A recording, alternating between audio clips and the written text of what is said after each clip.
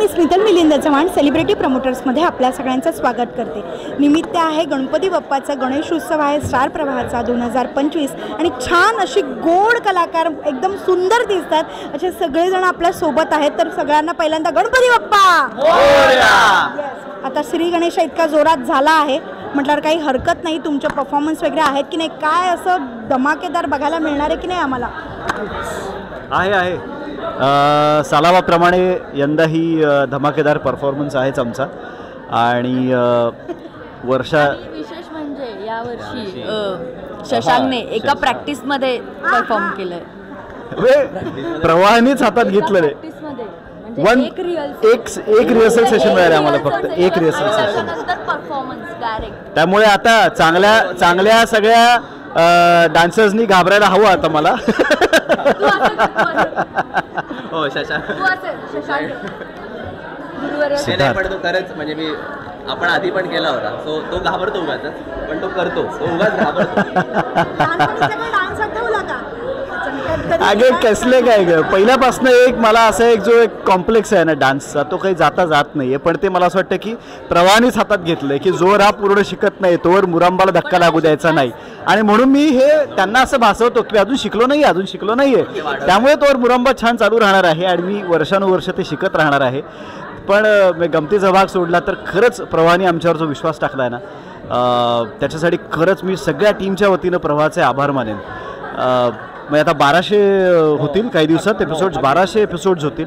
1200 एपिसोड्सपर्यंतचा प्रवास जो काही कमालीचा होता, इतक्या छान आठवणी आहेत, जुने अनेक मित्र आहेत, नवीन मित्र आता जोडले गेलेले आहेत। तर या सगळ्यांच्या साथीनं हा प्रवास मस्त सुरू आहे आणि रोज काही ना काहीतरी मला शिकायलाही मिळत आहे। काय बोलायचं आहे आता तुम्ही सगळा माहोल आहे गणपती बाप्पाचा, तर काही असं छानपैकी दरवेळी प्रवाह काहीतरी तुमच्यासाठी करत असतं। पण गणपती बाप्पा म्हटले की प्रत्येकाची काही ना काही एक आठवण तर असतेच, पण लहानपणी ना आपण एक डिमांडिंग असायचो आणि ते गणपती बाप्पाकडे असायचो। तर अशी आणि आपली अशी लिस्ट असायची डिमांडची, तर अशी पटकन एखादी डिमांड आजही आठवते की ही मी बाप्पाकडे मागायचोच असं प्रत्येकानं मला सांगायचं। बाबू आपण ही आत्ताच हिला विचारू, आता हिची काय डिमांड आहे? काय डिमांड आहे मीन्स मला आयुष्यात काय पाहिजे, मी हेच मागणार की माझं आयुष्य देवाच्या चरणीत जाऊ दे, म्हणजे ब्लेस्ड फील व्हायला पाहिजे। हे मला वाटतं ही जनरेशनच जरा वेगळी, आम्हाला एवढं कळत नव्हतं त्यावेळी आम्ही फार तर मागायचो की अजून थोड्या सुट्ट्या वाढू दे शाळेतल्या। एवढा हुशार नव्हतो मी, आत्ताही नाही आहे, पण मला असं तेवढंच मी सांगू शकतो की काहीतरी बेसिकच मागत असेल की बाबा सुट्ट्या मिळू देत किंवा अजून छान खायला मिळू देत, खाऊ मिळू देत, याच्यावरच मला नाही वाटत काय मागत असेल। छोट्या इच्छा असायच्या, जसं की आज मला म्हणजे गणपतीच्या वेळी मंडळामध्ये स्पर्धा वगैरे असायच्या, सुंदर हस्ताक्षर वगैरे त्यात मला फर्स्ट प्राईज मिळू दे, किंवा शाळेत ज्या स्पर्धा असायच्या तेव्हा जे चालू असायचं तिथे मला चांगले नंबर्स येऊ देत, असंच असायचं। पण आत्ता असं वाटतं की सगळं छान होऊ दे, सगळं छान चालू दे सुरळीत, आणि मला जे करायला आवडतं ते मला नेहमी करायला मिळू दे। मला असं वाटतं की ते टप्प्याटप्प्यात बदलत गेलं माझं।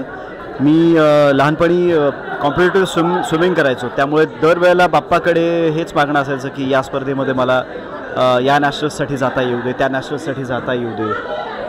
त्यानंतर थोडा मोठा झाल्यानंतर असं वाटायला लागलं की आईबाबांना माझ्याकडनं कुठले दुःख मिळता कामा नये आणि त्यांना अभिमान वाटला पाहिजे की आपला मुलगा काहीतरी करतोय। आणि आत्ताच्या टप्प्यात असं आहे की आता माझ्या मुलांना अभिमान वाटला पाहिजे की आपला बाप काहीतरी चांगलं करतोय।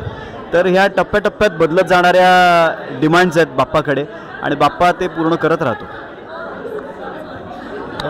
मी खरं सांगू, बाप्पानी एवढं भरभरून दिलेलं आहे ना, आयुष्य आधी उत्तम आरोग्यपूर्ण आयुष्य दिलं, याच्यापेक्षा जास्त काही गरज नाही, कारण बाकी सगळ्या गोष्टी आपण आरोग्य चांगलं असेल तर करू शकतो। आणि बस बाकी बाप्पाकडे हेच मागणं आहे, ह्याची दानं देगा देवा तुझा विसर नवावा, बस। लहानपणापासून तर मी म्हणजे सगळं काही मिळू दे असंच मागितलं आहे बाप्पांकडे, पण बाप्पांनी असं केलंय की मी नाही मागितलं तरी पण मला माझ्या मनापेक्षा जास्तच दिलंय आजपर्यंत. आणि मला असं वाटतं की इथून पुढे मी जरी त्यांना नाही मागितलं तरी पण ते माझ्या हिशोबाने सगळं काही मला देतील. सो माझी सगळी काही स्वप्न त्यांनी पूर्ण करावी अशीच न मागता बस हीच एवढी इच्छा. म्हणजे यावर्षी लग्न होणार ते तिने काय बोलून दाखवलेलं नाही. नवरा चांगला मिळणार हा बाप्पाच्या आशीर्वादामुळे. येस, तर तुम्ही ज्या इच्छा मागितलेल्या आहेत किंवा तुमच्या डिमांड ऐकल्यात सगळ्या पूर्ण होऊ देत, त्याच्यासाठी खूप साऱ्या शुभेच्छा तर आहेत. पण आपण ना आता एक छोटंसं यमक जुळवत बाप्पाचा गजर करायचं. म्हणजे जसं की 1 2 3 4 गणपतीचा जय जयकार, 5 6 7 8 गणपतीचा थाट माट. ओके, हां चालेल, बोल ना. गणपतीला बसायला पाठ. 9 10 11 12 गणपतीला घाला वारा. अरे तयारी करून म्हणजे लहानपणापासून कडतले ते 13 हे खूप प्रामाणिकपणे सांगतो. ऋग्वेदला येतं आता, मी विसरलोय. ऋग्वेद हे म्हणतो रोज. गणपतीने घातले रंगीबिरंगी माळा. अरे वा, नाही यमक जुळवायचं आहे ना. मी म्हणते गणपतीचा सुंदर डोळा. मंदिर चालू शकेल. 17 18 19 20 काहीतरी मोऱ्याचं पीस. गणपतीच्या डोक्यावर मोराचं पीस. वा वा वा. येस, तर असं फक्त यमकाचा विचार करत होतो. मधलं तुम्ही बघा. येस, आता अजून पुढे आहे 100 पर्यंत आहे.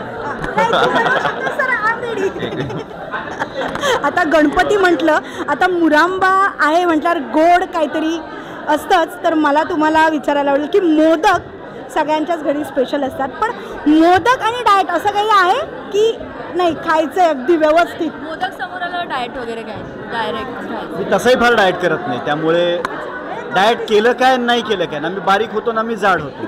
त्यामुळे आहे त्याचा छान आनंद तरी घ्यावा. हा एक्झॅक्टली, बाप्पाने छान फिट ठेवलेलं आहे. तू सगळं खा रे बाबा, असं मी सगळं खातो. अन्न हे पूर्ण ब्रह्म. समोर आलेल्या अन्नाचा अपमान करायचा नाही. No diet #foodie. नाही खातो मी मोदक, तळलेले पण खातो. उलट जास्त आवडतात मला तळलेले. आता गणपती बाप्पा म्हटल्यावर गाणी असतात आणि धमाल असते. पटकन 5 गाण्यांची नावं सांगायची आणि एक गाणं तुम्ही छानसं म्हणून दाखवायचं. अरे असं नाही. गणराया आदी बंधू तुझ मोरया, गजानना तुझ मोरया, मंगल मूर्ती श्री गणराया आदी बंधू तुझ मोरया. वा वा शिवानी, काय गाणी आदी बंधू तुझ मोरया. गणपती बाप्पा आहे आणि मला तुला स्पेशली विचारायला आवडेल की एक सुजाण नागरिक तर तू आहेसच. तर गणपती आपण इतकं धुमधडक्यात करत असतो, पण असा एखादा मेसेज जो तू सांगशील की येस की हे सगळं सांभाळून करा, किंवा तुला आवर्जून असं वाटतं की हे आधी गणपती बाप्पा साजरा करताना हे केलं जायचं आणि आत्ता हा सडनली चेंज आहे, तर तो तुला कुठला वाटतं? मला असं वाटतं की